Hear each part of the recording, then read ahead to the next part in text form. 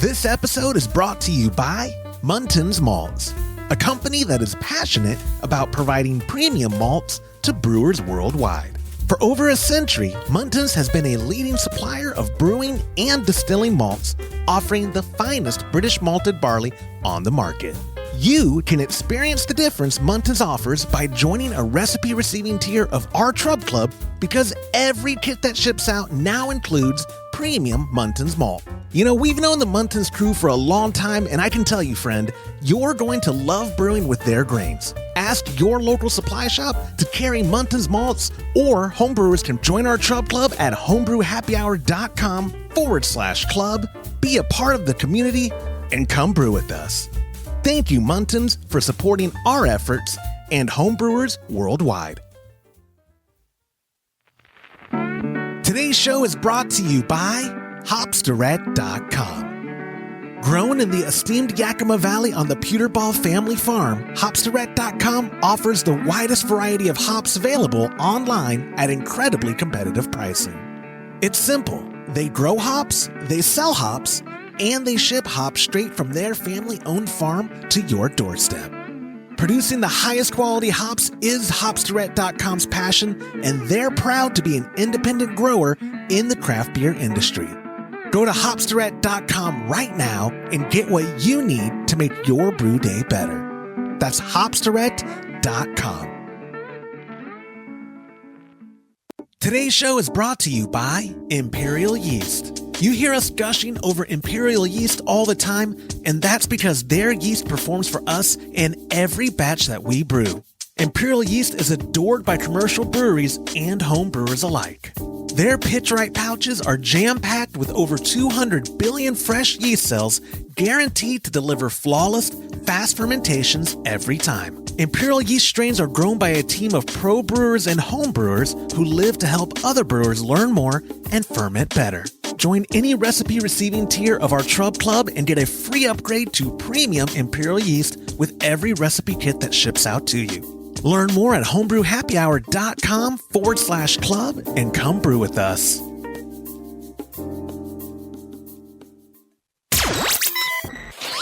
Entertaining shows with content that spreads information and sparks discourse throughout the community. This is the Pearl Media Network. Ideal hose for CMB flow control, full keg with a leaky post, mashing in the beta range, and best line connections for a draft beer system. This is Homebrew Happy Hour, episode 456.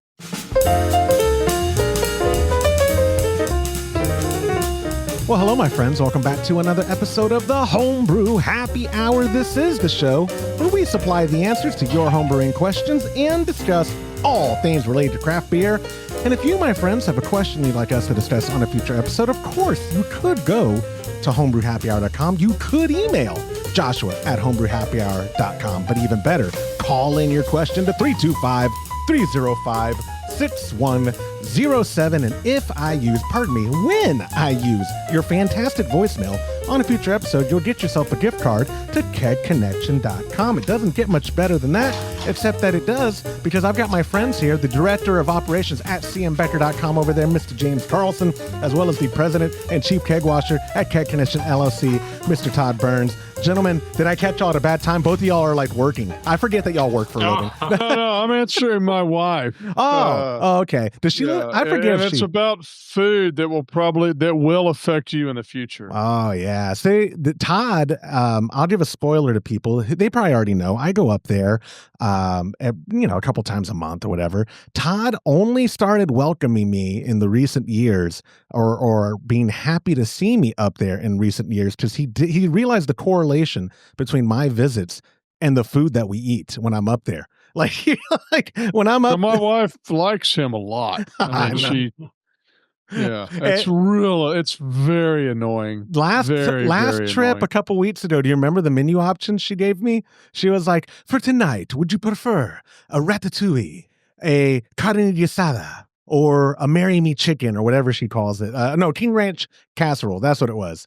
Yeah, what did you chose? Well, you ended up with King Ranch casserole. No. Carne asada. Oh, that's right. And then the next day you left, I was like, ooh, we're going to have ratatouille tonight? She's like, I think we're going to do sandwiches. Yeah. It could have been worse. Could have been ramen noodles or mac and cheese. That is true. That's right. You're right, James. See, he's finding the positive spin in all of this. Yeah, she made muffaladas over the weekend. Those were really good. Oh, they were so good. Oh, that sounds. Did y'all and she's actually asking about meats for the company Christmas party. So it is work related. That is work related, and it will affect me in a positive way. Yes. I'm assuming, my screen over here just went off. I'm assuming it's even colder up there. That it is 52 degrees right now down here in San Marcos. No, it's sunny, and I was like in the 60s. No kidding. Beautiful. Huh. I wonder why I have a overcast cold front and y'all don't. Normally, I can always bet on whatever it is here, it's colder up there in regards to when cold fronts come through. No, it's ugly. It's dreary, nasty, overcast, and like I said, it's my office. That's odd because y'all are south of us. Yeah. I agree. I was hoping for a nice day. I think Thanksgiving we had beautiful weather. I don't know how y'all's was, but we had a beautiful day. Oh yeah, it was gorgeous. Sun was out all day. I think it was in the mid 60s. It was perfect. And the beer choice, my aunt had they had a cider on tap, and then I keep calling it a porter because that's what it tasted like. Oh gosh, they'll comment below. I'll remember what they had. They had great beer on tap. I don't know if I had told y'all before. Y'all already know that my aunt and uncle started brewing many years ago, and one of my cousins, their sons, brews with them, and so I don't have to take beer with me to family get-togethers at my aunt's house. They have great beer on tap, and they also had a cider. Oh, it's phenomenal. Well, I'm going to Palo Duro Canyon tomorrow. That trip is this week. I gotta look at the calendar. And it's going to be cold. I mean, yeah. I think it's going to be snowing as we're driving up there. No kidding. Damn. Yeah, it's supposed to be 26 degrees and snowing in the morning there, but actually by the time we get there, I don't know if it'll be melted or not, but it's warming up, barely over. Yeah. Oh my gosh. Are you taking beer with you, or will you just buy beer when y'all get there? I've got lots of beer that I bought at Beer, Wine, More. Total Wine and More? Yeah. Beer, Wine, More. Store with booze. Yeah. Yeah. I'm going to open a liquor store called Store with Booze. That'll be a very easy, it'll perform well. How about booze and beer? Booze and beer. Booze with an N. Yeah, booze and beer. Yeah. Booze and beer. That would make, I think, of boats and hose. Boats, hose. Yeah, that's right. Boats and hose. Boats and booze and beer. Booze and beer. Absolutely. Well, no, golly, what was that? Was that Step Brothers? That was Step Brothers, right? It was Step Brothers. Yeah. They came out with a pair of, the Will Ferrell and whatever the guy's name is. They did Talladega Nights together. Fantastic duo of good movies from that movie's probably 15 years old now. At least every bit of 10. Time flies.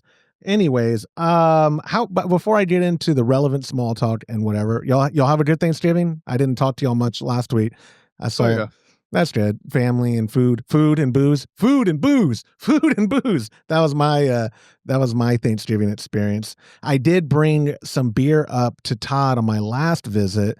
Have you tried? You did get a good taste rather of that breakfast stout, did you not?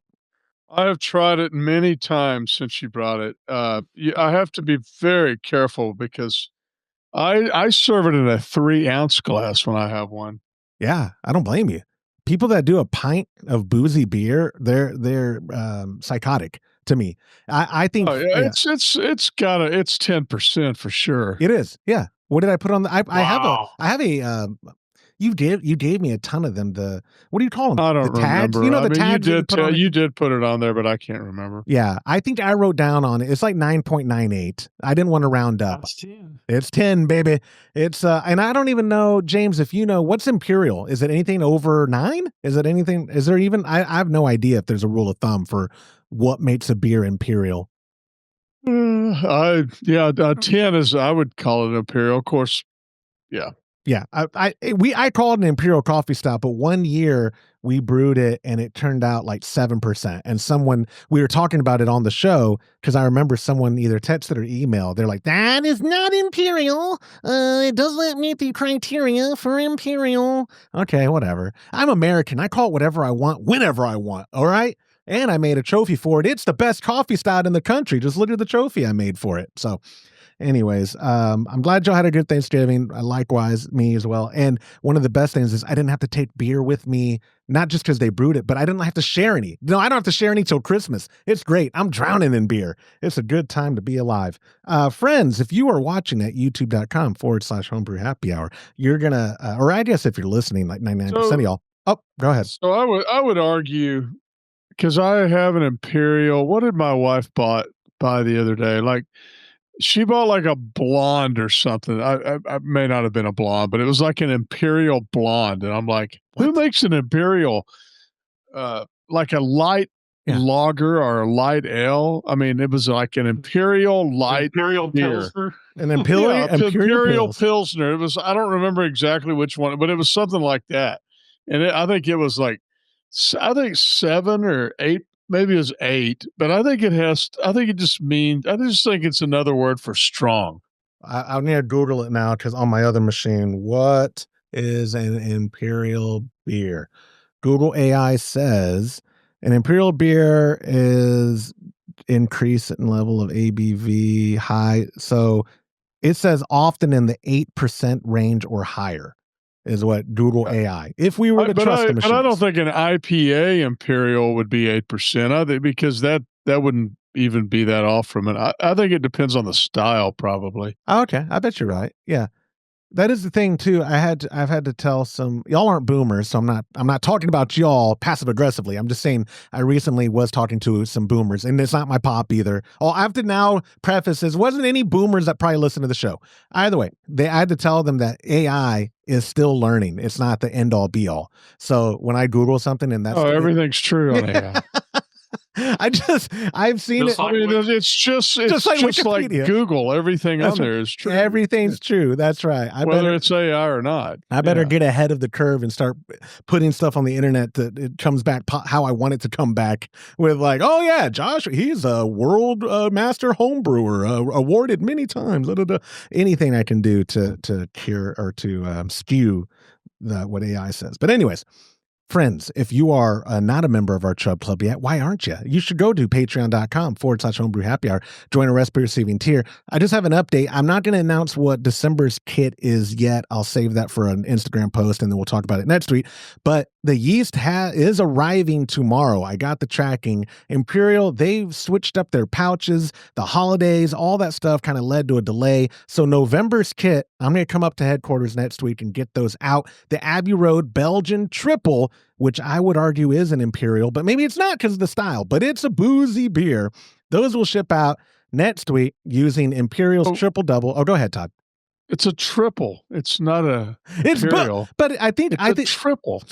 I know, but you're right. And a triple Imperial would have like 14% alcohol. That's my whole point. Oh, you're saying I get you. It's already implied to be boozy by being the triple, the style. So if we were to add the tag Imperial triple would be something that James would very much make fun of. So yeah. Yeah. Or enjoy. We could have a great time at the Christmas party. I'll bring. Oh, you Texas boys! You Texas boys! I was actually thinking of the time the Kiwis tried to alcohol poison James. That's what I was thinking of. Oh yeah, that was the worst hangover I've ever had in my whole life. I didn't even realize that he was like they kept making these drinks, and I watched him make the drinks, and there was like 4 ounces of alcohol, and I would just go, "Oh, that's right.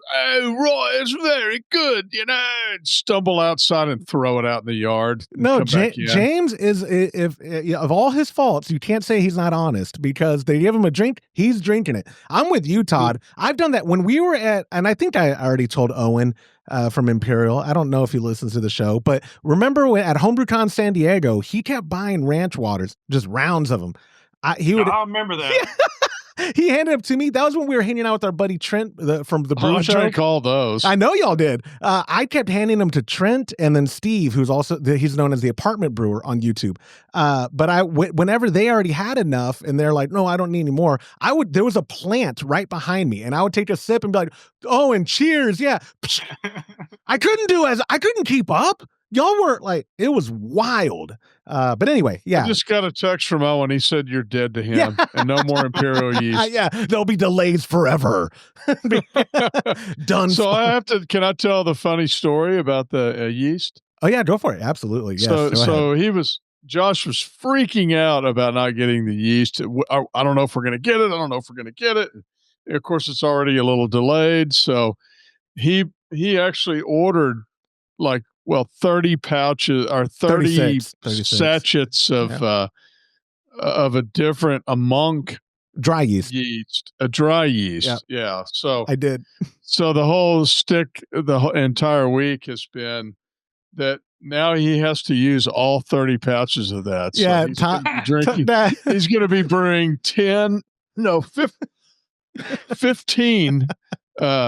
15 Belgium style beers, which are his favorite style before he can brew anything. That's why it was so funny. Yeah. I mean, I don't want to speak for James, but I don't think it's your style either. No.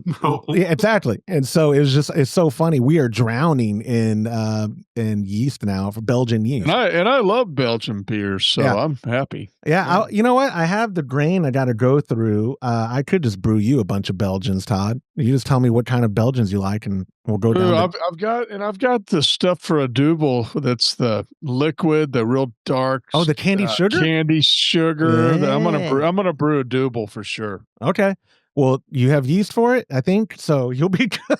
Somebody in the Trub Club's getting a satchel of dry yeast because I'm definitely using the Imperial in mine. Oh, no, I always order enough for everybody who wants to brew it. Sorry, James, I didn't get you any extra Belgian yeast. We've got quite a bit of the dry.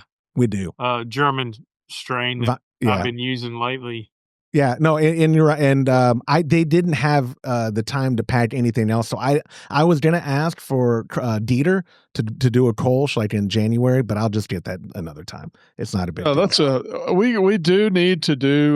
We'll have the Kolsch cup. I was gonna say I definitely want to brew I think we should all brew a batch of Kolsch right before summer so we can have lots of it to get through the summer. Oh, absolutely. Yeah, I'm on board. Absolutely. Team Kolsch. But anyway, so yes, friends, patreon.com/homebrew happy hour. Thank you to our sponsors, Hops Direct, Muntins Imperial Yeast, and Monster Brewing Hardware for supporting our efforts and what we're doing. And of course, every member at patreon.com/homebrew happy hour. We literally could not do what we do without you. What would be fun would be to each of us take the others and bottle it and enter it into the into the contest. Okay. And then if one of us wins, we would be disqualified, but it would be interesting to see if we even made it to the top 10, right? I would, yeah. I could, maybe not the formal contest. I could probably get Lorena and Jonathan, maybe even Horst. We'd have to mail it, but we could do an internal Homebrew Happy Hour contest and see which Kolsch Horst deems is the best. Of course, if we bottled each other, we'd know what the number was. And when I was trying yours, I'd be going, this is probably the worst beer I've ever had in my life. We have all those bottles upstairs. We have those bottle caps. So we keep all the bottles the same, the caps the same color. And totally anonymous besides whatever we could randomize we'll figure it out. I actually like that idea. We'll have to develop on that. And then I think that's all the small talk I have. I don't know if y'all remember because I did not follow up well. I had this idea of talking about like holiday gift guide because people always write in about deals and sales. And then the first thing I have to remind them is like, guys, I don't run ketconnection.com anymore. You're asking the wrong thing. But I do know all the deals and stuff that are going on there. Do y'all remember me asking y'all that last week about having something to talk about for holiday gift buying and all that? I don't know if we don't have to drag this out. I was just going to run over it quick because I literally get people text me. I probably get between 20 and 30 texts a day of not spam, of actual listeners or whatever. And about a third of those is always, hey, what should I ask for my family that's not a Brautag? Something, what is something every home brewer needs or whatever. So Brautag. Yeah. So every home brewer needs a 3-vessel Herm setup. How dare you try to disqualify that? Yes. I had figured, you go to kegconnection.com. They have a ton of sales deals still going on through the month, and extended from Black Friday and Cyber Monday. There's a big banner at the top right called Holiday Deals. Any of those things, I mean, you guys can say whatever you want, because the product I'm going to talk about is actually not even in the deals, but it's still worth every penny. And I think everyone who ever watches the show knows exactly what I'm going to say. My gift, my piece of gear choice for the year is the same I've chosen for the last 2 years in a row. This is the third year in a row. I'm recommending, if you don't have one already, get yourself a Float It 2.0. You owe it to yourselves, my friends, if you keg, to have one on your serving keg, at least on one of your serving kegs. You'll see the difference. I promise. It is the absolute best floating dip tube ever made on the market. I think on Amazon they're $30. I think or they're $39 because it's fulfilled by Amazon, so you don't pay shipping. But I do think on Keg Connection they're $34. And then if you're doing an order, they're $29. Look at that. I'm already overshooting it. I knew that because I just price checked it a while ago, so I could have told you that. $29, absolute best thing. In my opinion, if your fermenter should have one too, if you're doing it like my papa and I do with the Firmzilla. You could even add them to your conicals. We kind of talked about that. That was last week's episode I did on my own. Y'all could go listen to that. I won't. You are excited about that product. Dude. I didn't realize how excited you were. I have it on 3 kegs, and I don't know. I mean, it's great, but I just find if I use a regular dip tube, it clears out pretty quick, and I don't have a problem. So I don't know the infatuation. Then what would your piece of gear be that you would recommend for holiday gift buying? I already told you. No, not the Brautag. It has to be something else. Gear for brewing or serving or whatever. I would have assumed that you were going to say here. I don't want to plant a seed. I would have assumed you would have said the flow control event faucet. I was just about to say okay, James, we're going to kick it to you. Why would you pick the flow control event faucet? Because I already have one of those. It's one of the best ways to dispense beer out in the field. So why wouldn't you? Yeah, no, I agree. It's short and sweet too, because when people we've talked about it on the show relentlessly, so I'm not going to just talk about it even more for the sake of it. But when people get it and they use it, especially if it was from us who recommended it, I always did a follow up like, you're right, I get it. You're right. Specifically for forced carbonating. People absolutely love it. I still use it for my water. I don't want to drill through the fridge. My water kegs are jumping between 2 different fridges right now. I don't want to drill through either one yet, and I haven't set up the tower on my dad's old kegerator that I have here. So in the meantime, I'm still using that flow control vent faucet. Best contraption ever for dispensing beer. Like I'm carbonating and serving my keg of water at 40 psi, and I can dial it down to where it's a normal flow, not a not a torrential hurricane in a faucet kind of thing. I agree. That would be my number 2 pick for sure. I wouldn't have thought of that as a brewing product, but a dispensing product, so that you threw me off with that. Well, no, I said both. When you were saying a brewing product, I said or serving beer. For serving, that's my favorite subject. Probably just a flow control faucet on your kegerator in general. Man, like an X1 or a V10 or the GovRegs. I do love the GovRegs too. You know what? I should have known that's what you were going to say. The GovReg, the inline secondary, for people who may be listening to the show and have never heard of the GovReg, Todd's put a lot of time into trying to determine the best way to implement that. We just started a new series. I say started a new series. We recorded part 1 of. Do you think it'll be 2 parts or 3 parts? It would be start of a new series. Yeah, 3 parts is what you said originally. So we're going to probably do a couple month follow up. At least 3. Yeah. Well, because so the premise of the video, which is over at youtube.com/homebrew happy hour, is Todd did his teaser with all gov reds for secondaries almost 2 years ago. It was January 2024. Yep. And he determined that some of them had gotten some backflow, and it was probably because of varying factors.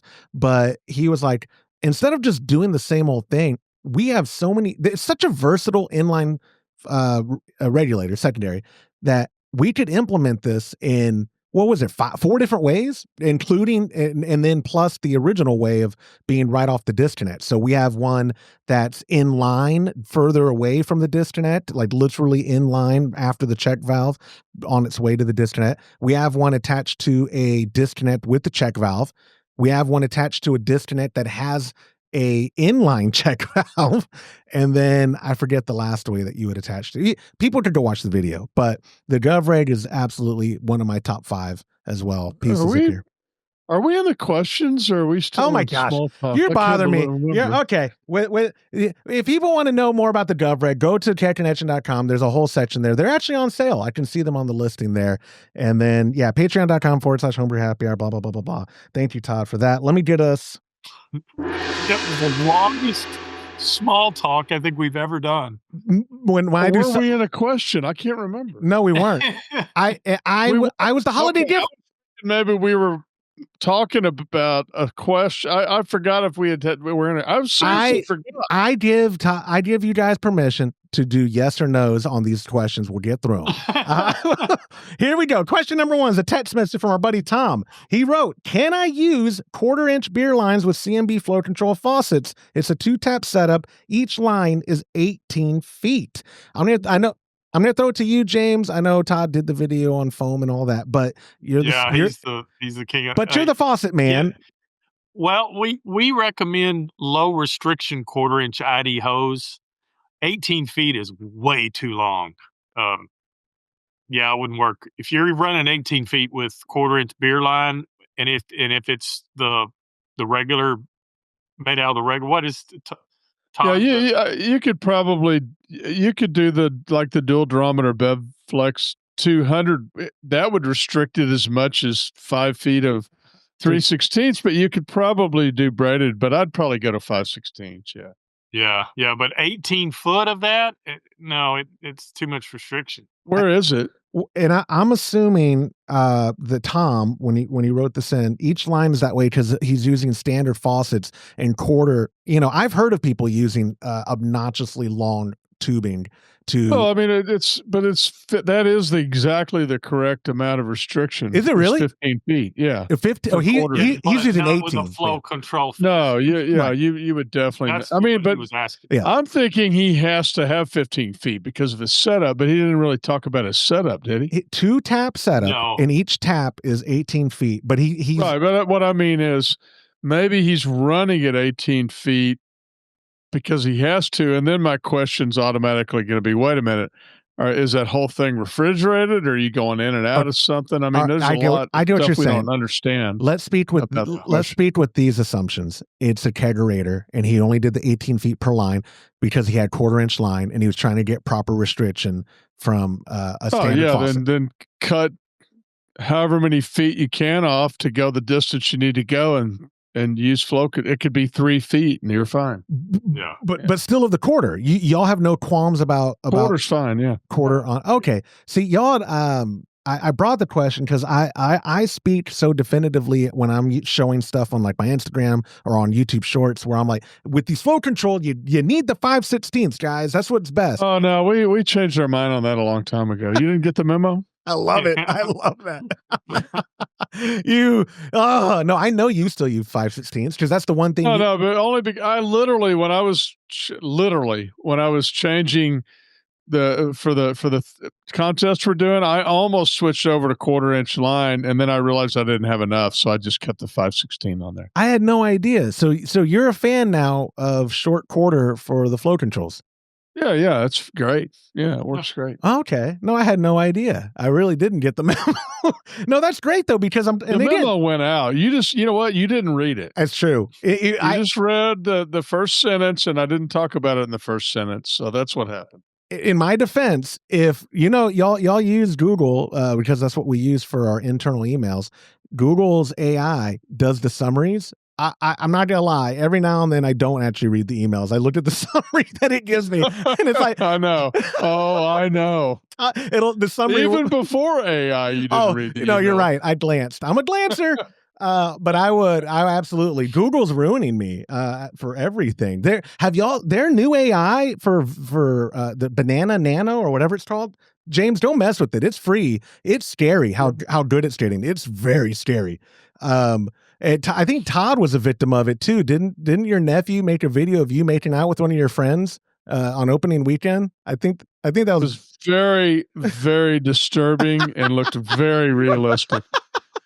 Like it freaked me out, and I knew it really wasn't me. I was like, wait a minute, how much did I drink opening weekend? Yeah, and he comes in my office, look at this.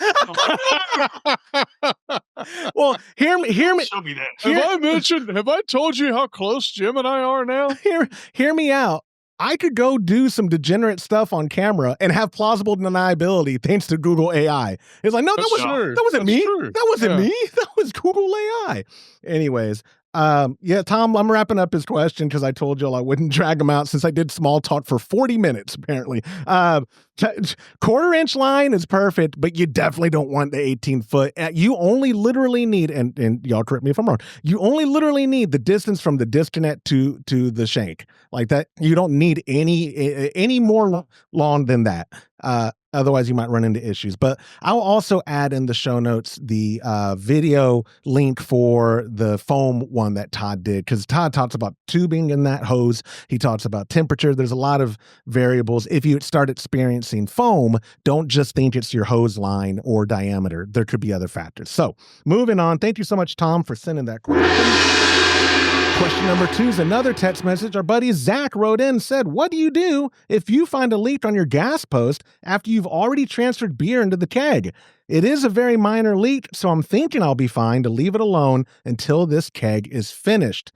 I want to add tiny leaks add up quickly. I've been the victim of that, lost a whole thing of gas to a tiny little leak on my lid for water. And I don't know if it's because I'm blasting 40 PSI, if that's what made the tank go quicker and the leak push out faster. But I mean, it was the tiniest of leak. It wasn't hissing.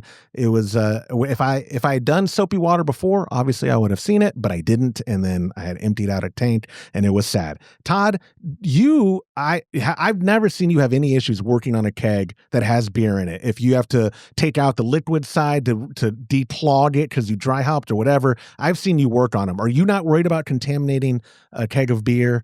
Are you not worried about working on a beer or working on a keg with beer in it in fear of contamination? No, not at all. Because I'm just pulling the post out, fixing it, put it back on. It's still got a blanket of CO2 on it. I'm not. If I'm at all worried at all, I might let a little CO2 flow through the other one, but I don't worry about it. I mean, I've never had an issue. I've never oxidized a beer because I took the post off and fixed it and put it back on. James, it'd be pretty hard to do too if you think about it, because you have to force the oxygen down into the beer. I do what you're saying. Like, yeah, you'd have to really mess up. I wouldn't worry about it. It's a non-issue. So you know what? No. There we go. What in this episode? I have the record for longest small talk, and now we have the record for shortest question. Thank you, Zach. That question. Moving on. We're rapid firing. I'm glad I brought 4 questions. Question number 4 is an email. Our buddy Kurt wrote in. Before a recent brew day, I kept my grains in the fridge. I didn't pull the grains out till I was ready to mash. I was on autopilot mode and set my strike temp to 155 because that's about where I need it to be with room temperature grains to get it down to 150. I was at 145 for a good 7 minutes before it got back up to 150. This batch is in the fermenter right now, but I'm worried. James, what beta is technically 140 to 150. I would tell Kurt, you should have left it in there for, instead of 7 minutes, 60 minutes. And then you had a good dry beer. Right. No, there's no issue there. There shouldn't be at all because, what is... No, think about it. Back in the day when we didn't have modified grains, they would actually they would ramp up in temperature stages and they would get into the beta before they get in the alpha. So he has nothing to worry about at all. Yeah, and too low would be below 140, right? And that's like not, I'm not going to say that's impossible, but that's darn near impossible. If you, I don't know I'd have to look up the exact temperature range for a beta, but it's in the high 30s. And I would say when I was doing the alt beer, I want to say I would start out at 110 and then I'd work all the way up to 159. But with this one, there's absolutely 7 minutes. That's nothing. That's nothing. Well, hold on. Not even getting ready to convert. Let's be easy here. 7 minutes is a long time. That's a lot for brewing. Okay, there we go. Context matters. I want to say, 7 minutes. My gosh. Okay, all stars. I think that, like you said, it's much ado about nothing. And if he would have kept it at 145, it would have just been, and he didn't mention the style, but like, my pop and I have now just done everything at 149 and it's just worked out perfect. I know when we were selling recipe kits on the PDF, 152 was kind of the sweet spot we would tell people just to cover our bases. And then, we could give them more context. Hey, with this melt style, if you do it here, it'll be drier. If you do it higher, it'll be, maltier. But that's the good thing about brewing. If this Kurt with the K, my middle name's Kurt with the C, but Kurt with the K, if you try this beer at the end and then you're like, oh my gosh, that's the best version of that style I have ever done. Hey, now you can mimic it every time because you documented what you did. That I did 145 for 7, but that's not really step mashing, but like what James was talking about with the alt beer. Was that over 60 minutes that you would start at 110 and get up to 159, or was it longer? No, the 60 minutes didn't start until I got in the beta range. Gotcha. Yeah, there was different, like there was a dough in, and there was I don't even remember the name for the steps, but one was 15 minutes, one was 10, one was 20. With modified malt, it was just useless work. It was just busy work. I didn't notice a huge difference in flavor doing it that way. Yeah. So I quit. Yeah. I think Horst had kind of talked about that last time I had him on about, like you said, modified malt has taken that out of the equation for homebrewers. We just don't have to do like even decoctions. He's like, why? Like if we're on the homebrewer level, where we should be thankful, right, that we can make extremely good beer and not have to be more laborious for the sake of it. We just back in the day they didn't have modified malt. They had to get the malt ready for starch conversion, and that was the only way they could do it. So we don't have to do that now. It takes a lot less time, and I think it makes better beer. Yep, we are living in the best time ever to be alive as a homebrewer. Todd, do you have anything to add to Kurt's email before I do a record-breaking stop? This would be 2 questions I'm not dragging out unless... I do not, actually. That was perfect, yeah. Yeah, James had the perfect answer. There's not much more to add, but if you are watching at youtube.com/Homebrew Happy Hour and you do have something to add, leave a comment below because it does help with the algorithm. While you're there, smash that like button, subscribe to the channel. There's a bell notification if you want to know when our new videos are published, because we don't just do the episode every week. Actually, lately, we've had a bunch of short-form content. Todd did that video on the GovReg. And then, Todd, also, we have a video that's coming out this weekend that you did on disconnects, how to disassemble. Okay. Yep, the short one. I have found, and I'm not trying to play the algorithm. I'm dragging it out, right? The question's done. The question's done. I can't, James. That question's done. I'm now just talking about something else that's relevant to the show, and I'm doing that so that. Oh, anyways, so YouTube Shorts, I'm not trying to play the algorithm, but we have content where Todd's like, I don't really have a lot to say about that. Why would we want to do a whole video on it? And then YouTube Shorts became a thing. And it's like, we could pump out stuff for between 1 and 3 minutes, which some topics only need that, put it out there. And I don't know if y'all looked at our channel. The shorts take off. They get thousands and thousands of views in the first day, where sometimes our podcast is lucky to get thousands of views at all. So it is a nice way of getting people to our content. And if you're subscribed to the channel and you hit the bell notification, you'll see when all that stuff comes out. And a short video won't take much of your time at all. Like I said, you could listen to Todd Burns talk for 90 seconds. It won't kill you. I promise.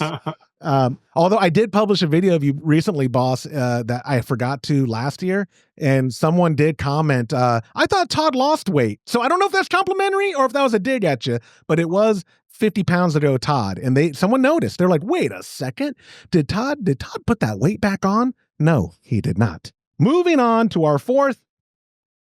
Charlie, that we always go to the whistle stop. Oh, yeah. I've never heard Charlie give anybody a compliment before, but I think he may have given me a compliment the other day. What do you think? He said, I asked him about something and I was about to walk out and he goes, where's the rest of Todd? He's like, yeah, that's hilarious. You're like, oh, yeah, wait till he sees me next. He'll be like, oh, there he is. He's, I've been eating enough for both of us. I'm on a bulk. We're going to meet. We're going down the paths. What are you today? 205? 200. You're 200? No kidding. I'm 193. We really are. Oh, yeah. I'm coming for you. You're coming. And you're coming for me, too. I can see it. Moving on. To our fourth and final question of the show. It's a text message. Here's a long text from our buddy Rick, and he wrote, Josh, you've on Duotite, but I believe Duotite is superior to threaded connections any day. I can't count high enough the amount of times those nuts come loose, and I didn't know until an entire tank of gas was emptied. Make a case for threaded connections or whatever you currently think is the best connections for kegerators. Despite you being wrong on this subject, I do love the podcast and your channel. Cheers. I don't think I've ever pooped on Duotite harsh. I think, Todd, you've probably pooped on them the harshest. You did all those tests with their stuff. I don't know if I can make a good case for threaded connections other than I know it's a shtick of mine that I'm lazy, whatever. If you keep them tight, and I mean, you can obnoxiously tighten the swivel nut, you don't have issues. I don't have issues. When I have leaking issues, it's almost from a gasket I need to lube or replace on a keg. I don't know the last time I've had leaky threaded connections, and I have threaded connections on both ends of like threaded up into my regulator and then threaded down into the air manifold and then threaded off of all those check valves and then threaded on the disconnects. I like that because I can quickly swap.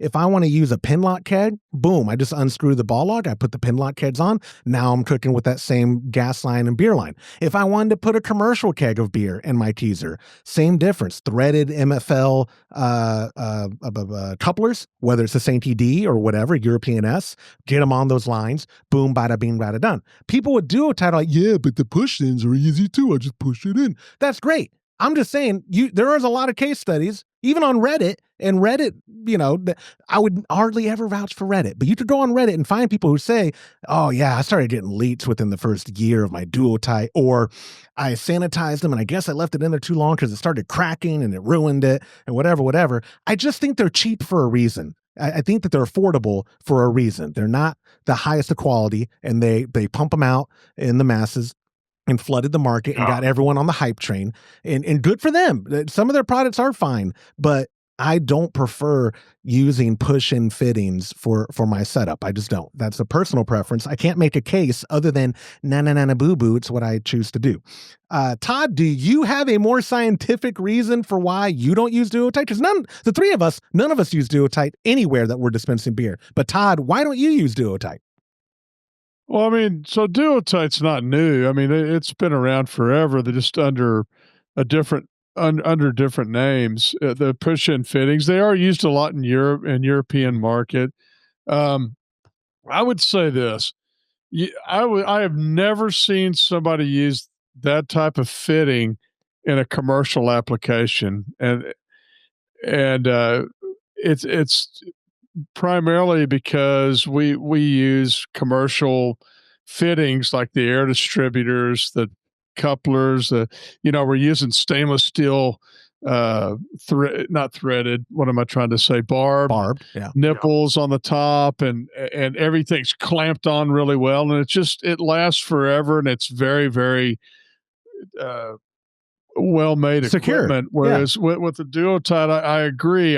We do see a lot of cracking, a lot of failure over the course of time. I think they work great in the beginning, but then they start to fail over time. Some of the other brands of push-in fittings, I don't think have as much of a failure rate. John Guest. John Guest. I don't know why I'm not saying the name. Yeah, John Guest has been around forever. Yeah, and it works. It works well, but it's just not the standard in the United States. A lot of people seem to think there's a huge advantage. I've had customers that were like, I want to use this, and I've helped them get the whole setup, and I've actually had them come back. Like one guy did a distributor where he was running all his beer through distributors. And I remember that. Me too. Yeah. And he actually came back because I recommended he not do it. And he came back 6 months later and he's like, you were right. I should have just done a regular system. So I don't have anything against him. I just, my grandmother used to say, if she didn't like a food, she would say, oh, it's real good. I just don't like it.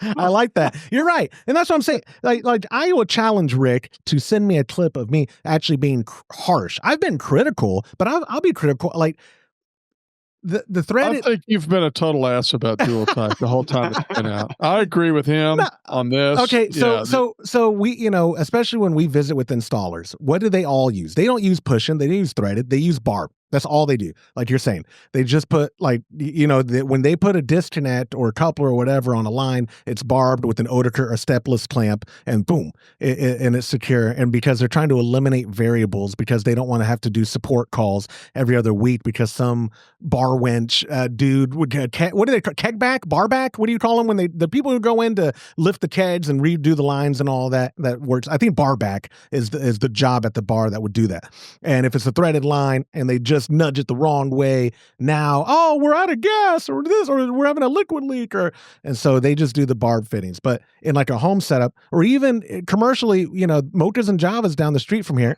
we sold them a nitrogen dispense thing. I set them up with threaded, and they had an issue one time, and because I didn't properly train them, I tightened the hell out of it, showed them that. It's been 9 months now. No leaks, no issues whatsoever. It's worked out great. And I did threaded because that's what I had in my toolbox. I was not. I would agree with him that sometimes the threaded connections can come loose. I think where it primarily happens in homebrew setups is you're just taking the disconnects off, putting them on, taking them off, putting them on.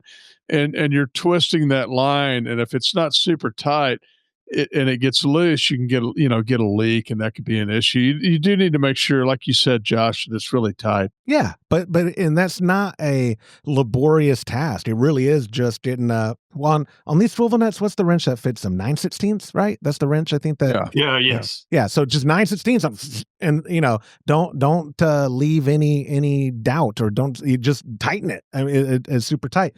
James, on your home setup, are you even threaded, or are you just barbed for the convenience? I'm using threaded. I haven't had I haven't done anything to that system in 10 years. And no leak, especially on the gas side. See, that's incredible. Well, you're also very careful. Well, it's a little different setup because I have the fridge in the mud room, and then I have it pumped through shanks in the wall, so everything's insulated. So there's really nothing to get. I don't know how it would get loose. Oh, good point. Yeah, that's the other thing too. I guess it's worth bringing up. These threaded connections don't come loose on their own. Like that's an it's they're not, I used to joke, or people would say like these guns don't shoot themselves, and then that whole Sig Sauer, y'all seen that gun that is actually shooting it by itself, and so they're like, oh, see, guns, some of them do, but no, these threaded disconnects are not the Sig Sauer of connections for draft lines. They are not going to just come loose on their own. There's no, well, maybe it was the PSI that loosened it. No, somebody, when they did that disconnect, was either a little rough or their hand, jostled it or something. It was not a fluke. You have to actually come in contact with it to loosen it. It won't just happen on its own.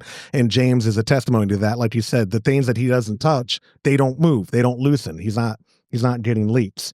Yeah. I would love for someone in the comments or a voicemail, because this would be one probably worth playing. Make the case for duotite.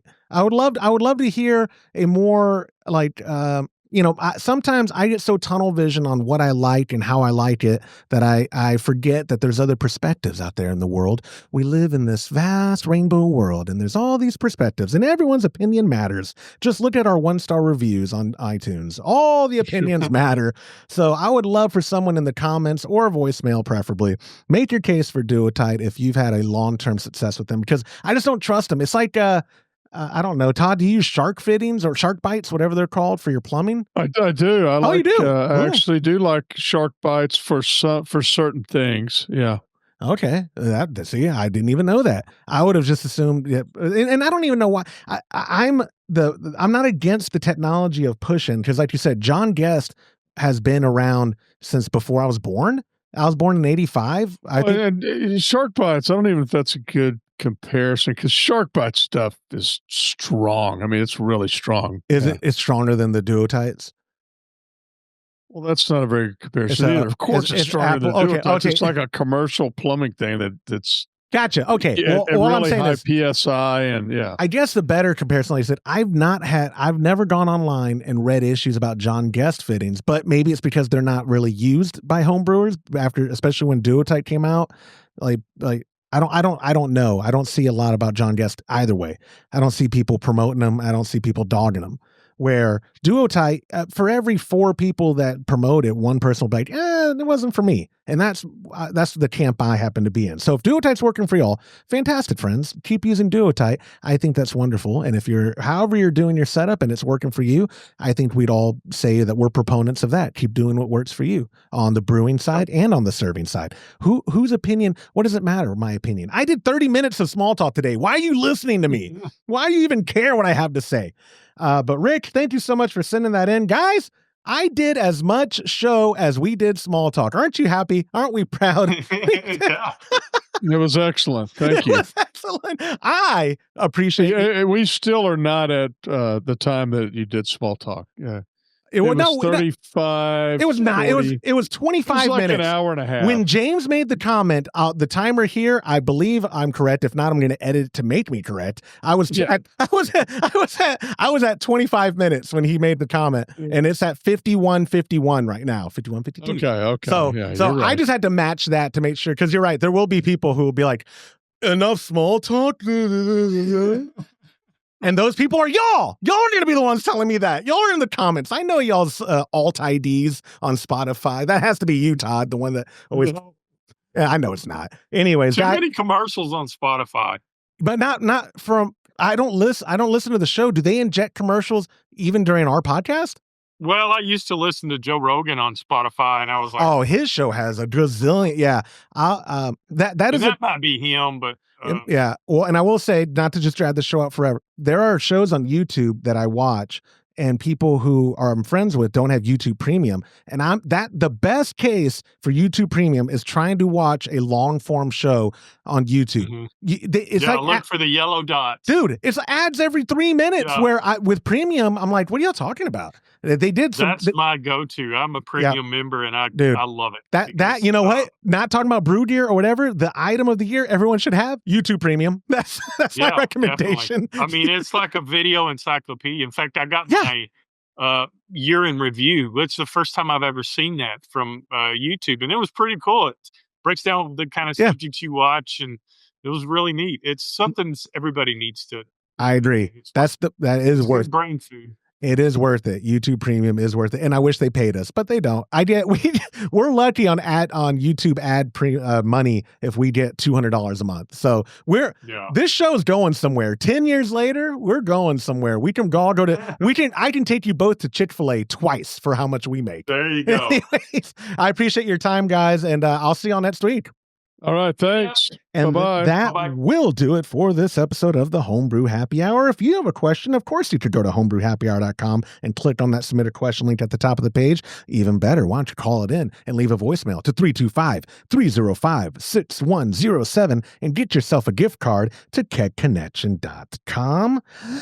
Thank you to our show sponsors like Muntons Malt, premium grains for a better brew day. If you aren't already using Muntons, give them a try by joining the Trub Club at a recipe receiving level. For the best hops available online, give our friends at hopsdirect.com a visit and pick up what you need for your next brew day. Also, get a pack of premium liquid imperial yeast along with delicious recipes from us when you join the Trub Club.